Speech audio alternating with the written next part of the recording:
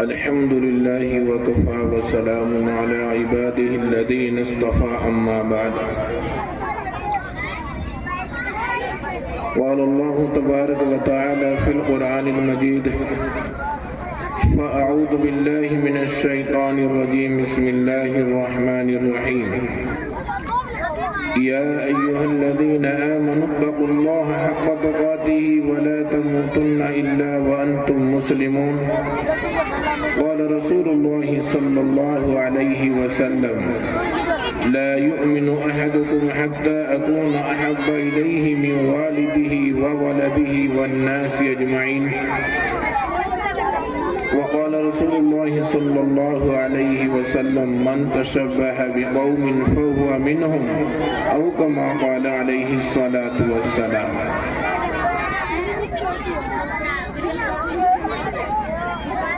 ماشاءاللہ بڑے سمجھدار اور بڑے ہی عقل و شعور رکھنے والے ہمارے یہ حضرات جو جلسہ گاہ میں بیٹھے ہوئے ہیں بڑے ہی سمجھدار ہیں اور دین کی بات بہت جلدی قبول کرتے ہیں۔ اگر ان سے میں ابھی یہ کہوں کہ آپ تھوڑے تھوڑے آگے آ جائیں تو مجھے امید ہے کہ انشاءاللہ پیچھے سے اٹھیں گے اور آگے آ جائیں گے۔ یہ جتنے بھی پیچھے بیٹھے ہوئے ہیں یہ بڑی مان کے آدمی ہیں، ان سے جب کہا جائے کہ آگے آ جائیں تو آگے آ جاتے ہیں، جب کہا جائے پیچھے چلے جائیں تو پیچھے چلے جاتے ہیں۔ بھائی آپ سبھی حضرات پیچھے سے اٹھ کر کے آگے آ جائیے۔ یہ جلسہ اور یہ اکابرین کا بلانا، یہ اسٹیج کا لگانا، یہ بچوں کا پروگرام، یہ سب آپ ہی کے لیے ہے۔ اگر آپ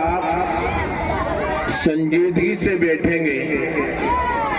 اور جلسہ گاہ میں بیٹھیں گے، قریب ہو کر بیٹھیں گے تو یقیناً آپ کا فائدہ ہوگا، ہم سب کا فائدہ ہوگا۔ اور بسا اوقات ایسا ہوتا ہے کہ کوئی دین کی بات سنی، کانوں میں پڑی، عمل میں آ گئی تو وہ نجات کا ذریعہ بن جاتی ہے۔ اس لیے بھائی اور بزرگوں، یہ جو ادھر بیٹھے ہوئے ہیں یہ بھی تھوڑا آگے آ جائیں، کھڑے ہو جائیں، آپ وہاں سے کھڑے ہو جائیں، یہاں آ جائیں، کھڑے ہو جائیں، شاباش شاباش، ہمت کرو بھائی، آپ تو جوان ہیں، آپ لوگوں کو سہارے کی ضرورت کیا پڑی ہے، آگے آ جائیے، شاباش شاباش۔ قاری سرور ان بچوں کو پیچھے کرو یہاں سے۔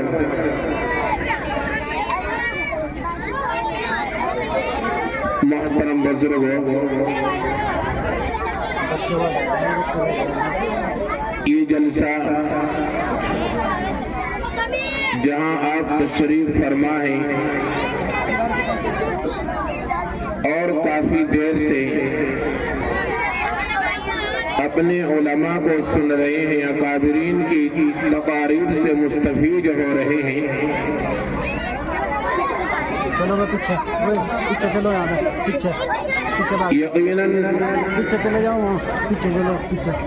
یہ قرآن شریف کی نسبت سے ہے،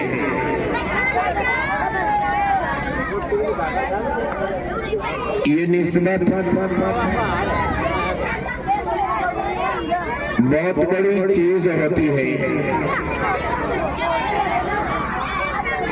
کچھ نسبتیں تو اچھی ہوتی ہیں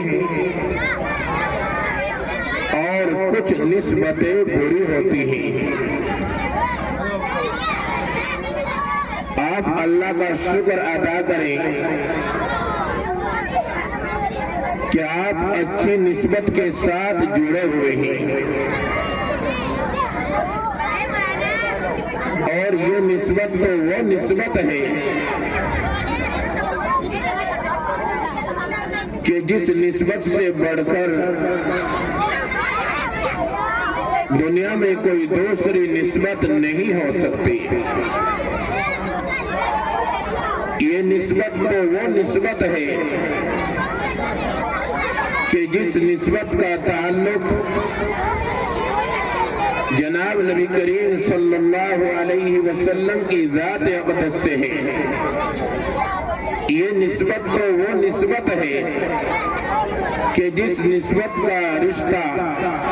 جناب نبی کریم صلی اللہ علیہ وسلم کی احادیث سے ہے.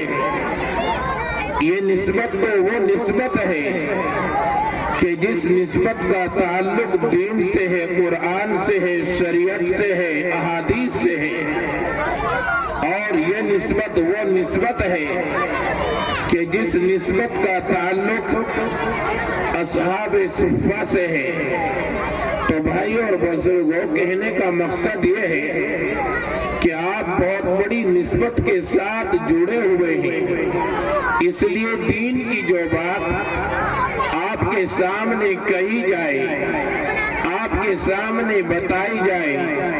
آپ اسے پورے یقین کے ساتھ عمل کی نیت سے سنیں تو انشاءاللہ فائدہ ہوگا. سنیں گے انشاءاللہ؟ عمل کی نیت سے سنیں گے تو بڑا فائدہ ہوگا انشاءاللہ. محترم بزرگوں، ہم مسلمان ہیں. ہمارا رشتہ جناب نبی کریم صلی اللہ علیہ وسلم کی ذات سے ہے. میں نے ایک حدیث پاک جناب نبی کریم صلی اللہ علیہ وسلم کی آپ کے سامنے پڑھی ہے، جس میں جناب نبی کریم صلی اللہ علیہ وسلم نے ارشاد فرمایا کہ تم میں سے کسی کا ایمان اس وقت تک کامل اور مکمل نہیں ہو سکتا جب تک کہ میں اس کے نزدیک اس کے ماں باپ سے، اس کی اولاد سے اور اس کے تمام ساز و سامان اسباب سے اور اس کے گھر بار سے، زمین جائیداد سے، حتیٰ کہ دنیا کی تمام چیز سے زیادہ محبوب نہ بن جاتا. یہ ارشاد میرا اور آپ کا نہیں ہے، یہ تو اس ذات کا ارشاد ہے، اس ذات اقدس کا فرمان ہے جو ہم سب کے محبوب پیغمبر ہیں. وہ ذات اقدس کہ جن کے صدقے میں اللہ رب العزت نے اس پوری کائنات کو بنایا ہے. وہ کیا ارشاد فرماتے ہیں کہ تم میں سے کسی کا ایمان اس وقت تک کامل اور مکمل نہیں ہو سکتا جب تک کہ میں اس کے نزدیک اس کے ماں باپ سے، اس کی اولاد سے اور دنیا کی تمام چیزوں سے زیادہ محبوب نہ بن جاؤں. اب ہم غور و فکر کریں، ذرا سوچیں، اپنے گریبان میں جھانکیں کہ ہم جناب نبی کریم صلی اللہ علیہ وسلم سے کتنی محبت کرتے ہیں، ہم آپ سے کتنا تعلق رکھتے ہیں، ہم آپ سے کتنی محبت کا اظہار کرتے ہیں، ہم آپ سے کتنی قربت رکھتے ہیں. ہم ذرا اپنے گریبان میں جھانک کر تو دیکھیں، اپنے بارے میں سوچے تو صحیح کہ آخر ہمیں اس नबी करीम सल्लल्लाहु अलैहि वसल्लम से, जो हमारा नबी है, हमारा पैगंबर है, जिनका हम नाम लेते हैं, जिनका हम कलिमा पढ़ते हैं और जिनके सदक़े में हम दुआएं मांगते हैं, हम जिनके तुफैल में अल्लाह के सामने दुआ मांगते हुए आंसू बहाते हैं, हम आखिर अपने गिरेबान में जरा मुंह डाल करके झांक करके देखें कि हमें अपने नबी सल्लल्लाहु अलैहि वसल्लम से कितनी मोहब्बत है, हमें आपकी सुन्नतों से कितना प्यार है, हम आपकी जिंदगी का अमली नमूना अपनी जिंदगी में लाने की कितनी कोशिश करते हैं। हमें अपने बारे में गौर फिक्र करना चाहिए, अपने बारे में सोच लेना चाहिए, इसलिए कि वो अल्लाह का नबी हमें इरशाद फरमाता है, हमें खिताब करके, हमें मुखातिब बनाकर अल्लाह का नबी वो इरशाद फरमाता है कि तुम में से किसी का ईमान उस वक्त तक कामिल और मुकम्मल नहीं हो सकता जब तक कि मैं उसके नजदीक उसके माँ बाप से, उसकी औलाद से और उसके तमाम साजो सामान, हत्ता कि दुनिया की तमाम चीजों से ज्यादा महबूब न बन जाऊं। मेरे भाइयों, सोचने की बात है, गौर करने का मकाम है, हमें अपने बारे में सोचना चाहिए, गौर और फिक्र करना चाहिए कि जो नबी हमारे लिए दुनिया में आंसू बहाता रहा, जो नबी हमें हर मौके पर याद रखता था। अल्लाह के नबी जब ताइफ के अंदर जाते हैं और वहाँ पर वहाँ के लोग बदसलूकी करते हैं और उस वक्त पहाड़ों के फरिश्ते हाजिर होकर यूं कहते हैं, ए अल्लाह के रसूल, आप तो हुक्म कीजिए, एक बार अपनी ज़बान मुबारक से कह दीजिए, इन नाफरमानों ने जिन्होंने आपके साथ में बदतमीजी की है, आपको सताया है, आपके मुबारक जिस्म को लुहान किया है, आप एक मर्तबा कह दीजिए कि इनको हम पहाड़ों के बीच में कुचल देंगे। उस वक्त में रहमतुल लिल आलमीन हमें उस वक्त भी नहीं भूलते और यूं इरशाद फरमाते हैं, अगर ये लोग ईमान नहीं लाए, मुझे उम्मीद है कि इनकी नस्लें ईमान लाएंगी। भाई और बुजुर्गों, जनाब नबी करीम सल्लल्लाहु अलैहि वसल्लम जो हमारे नबी हैं, हमें अपने नबी से कितनी मोहब्बत है, हमें अपने नबी से कितना ताल्लुक है, हम अपने नबी की सुन्नतों पर कितना अमल करते हैं। अपने नबी का जब नाम सुनते हैं तो उस नाम को सुनकर कितना मजा महसूस करते हैं। हम जब अपने नबी का नाम लेते हैं तो कितने अदब एहतराम के साथ लेते हैं। कभी हमने इसके बारे में गौर व फिक्र किया? नहीं, कभी गौर व फिक्र नहीं किया। मोहतरम बुजुर्गों, सच्ची बात तो ये है, अगर नबी सल्लल्लाहु अलैहि वसल्लम की मोहब्बत, आपकी इताअत, आपकी फरमाबरदारी जिंदगी में नहीं होगी तो भाई और बुजुर्गों, अल्लाह की भी मोहब्बत हासिल नहीं होगी। इसलिए हमें चाहिए कि हम जनाब नबी करीम सल्लल्लाहु अलैहि वसल्लम से मोहब्बत करने वाले बने, आपकी सुन्नतों पर अमल करने वाले बने, आपकी जिंदगी का बेहतरीन उसवा जो आप हमारे लिए छोड़ करके गए हैं, आपकी तारीख, आपकी जिंदगी का मुताला करके, आपकी सीरत का मुताला करके, आपकी जिंदगी को, आपकी जिंदगी के एक एक लम्हे को और आपके अक़वाल को, आपके अफ़आल को अपनी जिंदगी के अंदर लाने की, अपनाने की कोशिश करें।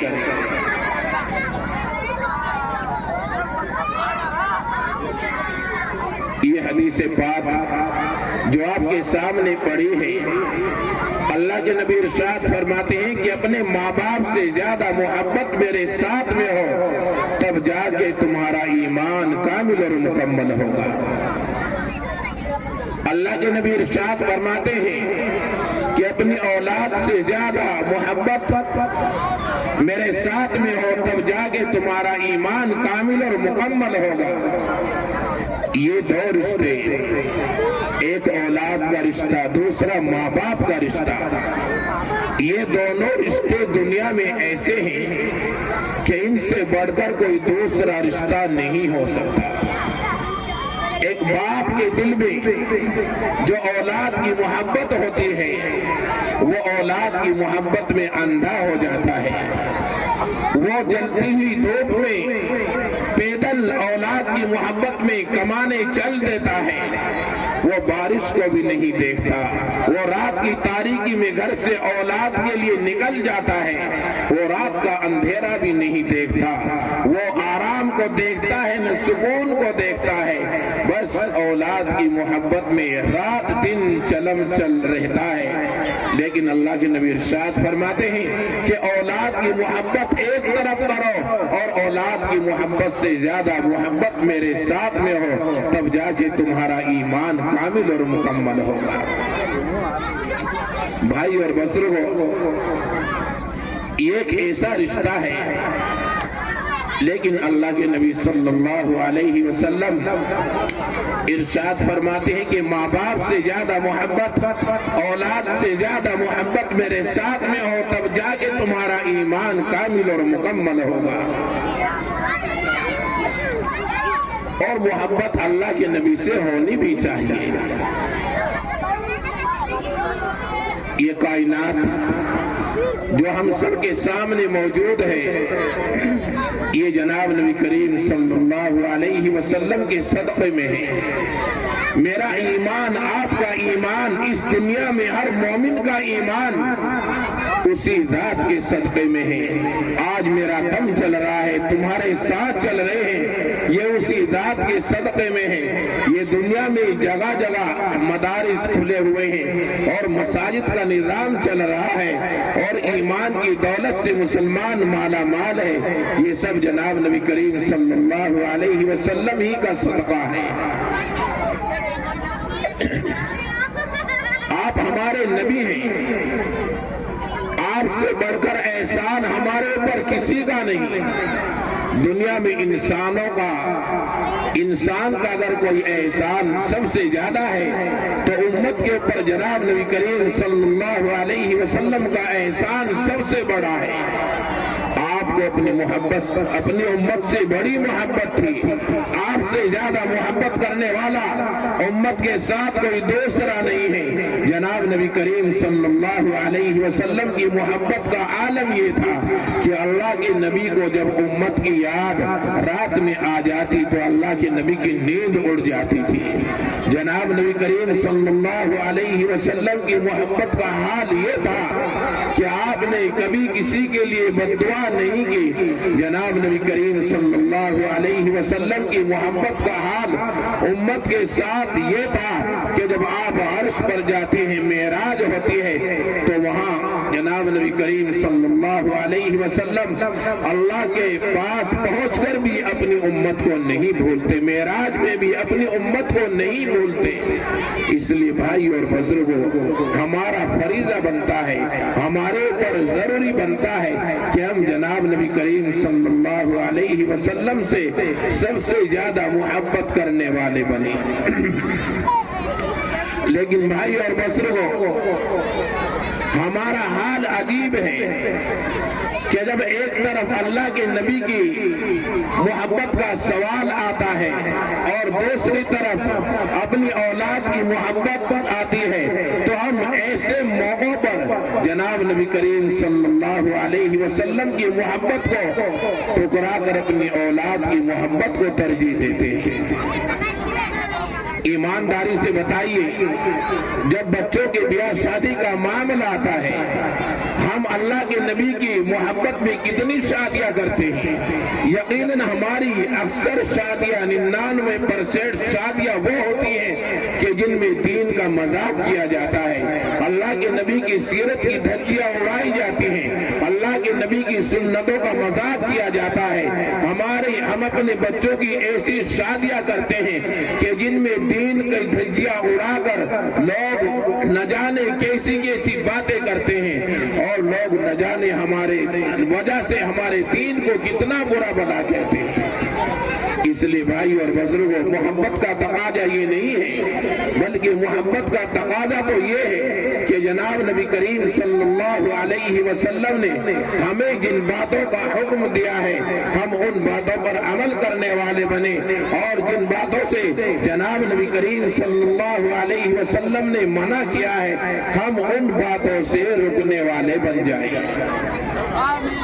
ایک حدیث اور میں نے پڑھی تھی جناب نبی کریم صلی اللہ علیہ وسلم کی، من تشبہ بقوم فہو منہم، او کما قال علیہ الصلاۃ والسلام۔ جناب نبی کریم صلی اللہ علیہ وسلم نے ارشاد فرمایا کہ جو آدمی جس قوم کی مشابہت اختیار کرے گا اس کا حشر انہی کے ساتھ ہوگا۔ اب ذرا میری بات غور سے سننا، ہم مسلمان ہیں، ہم اپنے گھر بار کے بارے میں سوچیں، اپنے بچوں کے بارے میں فکر کریں، اپنی اولاد کے بارے میں فکر کریں، اپنی بچیوں کے بارے میں فکر کریں کہ ہمارا پورا گھرانہ، ہمارے بچے اور ہماری بچیاں، ہماری مستورات، ہمارے مرد چھوٹے بڑے اللہ کے نبی صلی اللہ علیہ وسلم کے دین پر کتنا عمل کر رہے ہیں۔ یقیناً اگر ہم جائزہ لیں اور ہم اپنے معاشرے کو دیکھیں، اپنے سماج کو دیکھیں، اپنے نوجوانوں کو دیکھیں تو ہمیں پتہ نہیں چلتا کہ ہمارا یہ نوجوان جو مسلمان کے گھر پیدا ہوا، جس کا نام علی رکھا گیا، جس کے ماں باپ کا نام مسلمان ہے، جو اسلامی گھرانے میں پیدا ہوا، مسلمانوں کے یہاں پیدا ہوا، جب اس کی حالت دیکھی جاتی ہے تو یقین نہیں آتا کہ یہ مسلمان کے گھر پیدا ہونے والا بچہ، یہ علی نام رکھنے والا بچہ، یہ مسلمان کا بچہ ہے یا غیر ایمان والے کا بچہ ہے، اس لیے کہ اس کے اندر ساری مشابہت تو غیر ایمان والے کی ہے۔ اس کے سر پر ٹوپی نہیں ہے، اس کے چہرے پر داڑھی اس کے چہرے پر نکلی مگر اس نے صاف کر دی، اس کا لباس نبی صلی اللہ علیہ وسلم کے ایمان والے کا نہیں ہے، مسلمانوں جیسا لباس اس کا نہیں، مسلمانوں کی اس میں کوئی نشانی نہیں۔ اب آپ اندازہ لگائیے اگر ہمارا نوجوان ایسی حالت میں ہوتا ہے، ایسی حالت میں رہتا ہے تو پھر اس کو مسلمان کہا جائے گا یا اسے کچھ اور کہا جائے گا؟ آج ہمارے نوجوانوں کی عجیب حالت ہو گئی، ہاتھوں میں دھاگے بندھے ہوئے ہیں، اور اب تو حد ہو گئی کہ مسلمانوں کے نوجوان بچے اپنے ہاتھوں پر نام اپنی کھال میں گدوانے لگے ہیں، نام لکھوانے لگے ہیں، اور اب تو مسلمانوں کی یہ حالت ہو گئی کہ ہمارے نوجوان بچے اپنے ہاتھوں میں کل تک دھاگا باندھتے تھے، لیکن آج عالم یہ ہو گیا، حالت یہ ہو گئی کہ ہمارے نوجوان مسلمان بچے، مسلمانوں کا نام رکھنے والے، مسلمانوں کے گھروں میں پیدا ہونے والے بچے آج ان کے ہاتھوں میں کڑے اور کنگن تک آ گئے ہیں۔ آپ اندازہ لگائیے اگر ایسی حالت میں کسی مسلمان کا انتقال ہو جاتا ہے کہ اس کے جسم پر، اس کے ہاتھ میں یا اس کے پیر میں یا اس کے جسم کے کسی حصے پر دوسرے لوگوں کی نشانیاں ہیں تو بتلائیے وہ ایمان پر مر رہا ہے یا غیر ایمان مر رہا ہے؟ اسی لیے جناب نبی کریم صلی اللہ علیہ وسلم نے ارشاد فرمایا من تشبہ بقوم فہو منہم، کہ جو جس قوم کی مشابہت اختیار کرے گا اس کا حشر انہی لوگوں کے ساتھ ہوگا۔ اس لیے بھائی اور بزرگوں، آج کا ہمارا معاشرہ یقیناً دین سے ہٹتا جا رہا ہے، سماج ہمارا خراب ہوتا جا رہا ہے، بیاہ شادیاں ہوتی ہیں، اتنے پٹاخے پٹکائے جاتے ہیں کہ غیر ایمان والا یہ کہنے اوپر مجبور ہو جاتا ہے کہ اتنے پٹاخے تو ہماری دیوالی میں بھی نہیں پٹکائے جاتے جتنے پٹاخے مسلمان بیاہ شادی میں برباد کر رہا ہے۔ ہمارے بیاہ شادی کا حال یہ ہے کہ اسٹینڈرڈ کا کھانا بنایا جاتا ہے، آدھا کھایا جاتا ہے، آدھا نالی میں بہایا جاتا ہے، اور جانوروں کی طرح کھڑے ہو کر کھاتے ہیں، جو مسلمانوں کا طریقہ نہیں ہے۔ پٹاخے پٹکانا یہ اسلام کا طریقہ نہیں ہے، اور ایسے ہی بیاہ شادیوں میں رسومات کرنا، خرافات کرنا، ناچ گانا کرنا، یہ ہمیں ہمارے نبی صلی اللہ علیہ وسلم نے نہیں بتلایا، اور یہ ہمارے نبی کی تعلیم نہیں ہے، بلکہ ہمارے نبی کی تعلیم تو یہ ہے کہ اپنے بچوں کے بیاہ شادی سنت طریقے پر کیے جائیں۔ اس لیے بھائی اور بزرگوں، غور و فکر کرنے کی بات ہے۔ آج مسلمان کہاں جا رہا ہے؟ مسلمان کے اوپر مظالم،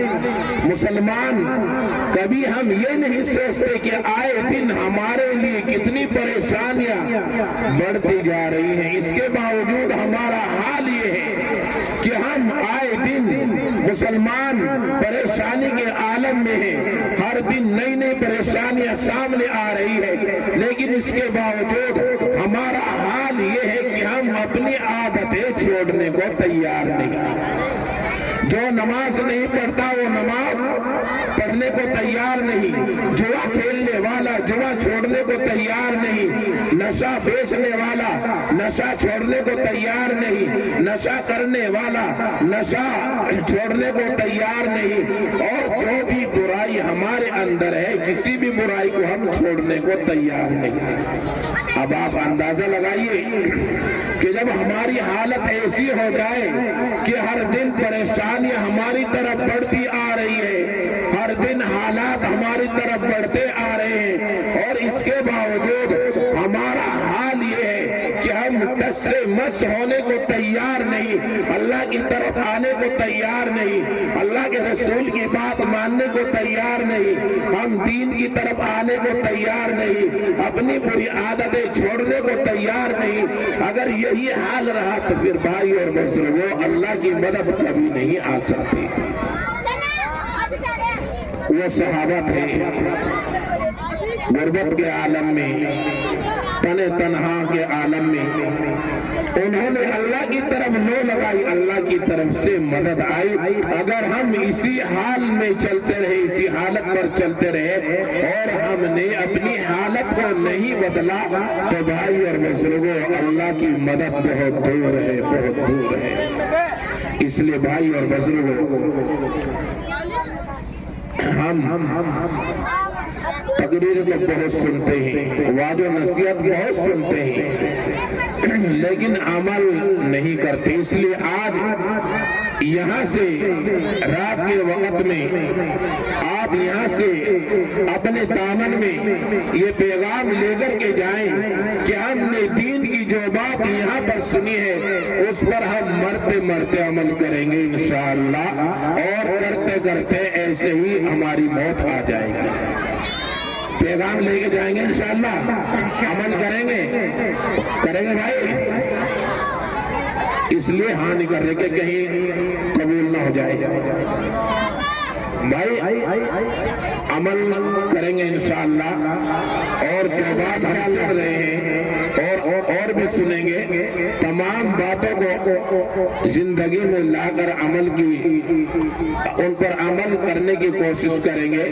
اور دین کی باتوں کو اپنانے کی کوشش کریں گے، سنتوں پر عمل کریں گے، اور جناب نبی کریم صلی اللہ علیہ وسلم کی پکی سچی محبت اپنے دل میں بسائیں گے، تاکہ کل میدان محشر میں اللہ کا نبی یوں کہہ دے کہ میرے امتی آجا آجا آجا، میرے دست مبارک سے میرے ہاتھ پر پانی پی کے چلا جا، اس لیے کہ تیرے تیرے دل میں خالص میری محبت تھی، میری محبت کی وجہ سے تو نے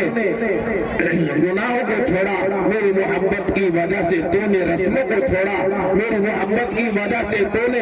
اپنے بچوں کی شادیاں کی ہے، میری محبت کی وجہ سے تو نے اپنے بچوں کو مدارس کے اندر پڑھایا، میری محبت کی وجہ سے تو نے گناہوں کو چھوڑ کر نیکیوں کی زندگی گزاری، تاکہ کل میدان محشر میں ہمارا نبی ہمیں یوں کہتے ہیں۔ کریں گے انشاءاللہ عمل، اور اپنے بچوں کو دین سکھائیے۔ جب بچوں کی زندگی میں دین ہوگا تو بھائی اور بزرگوں، پھر وہ بچے دین کے داعی بنیں گے، پھر وہ بچے دین کے قاری بنیں گے، پھر وہ بچے دین کے شیدائی بنیں گے، پھر وہ بچے دین پر عمل کرنے والے بنیں گے، دین کو پھیلانے والے بنیں گے۔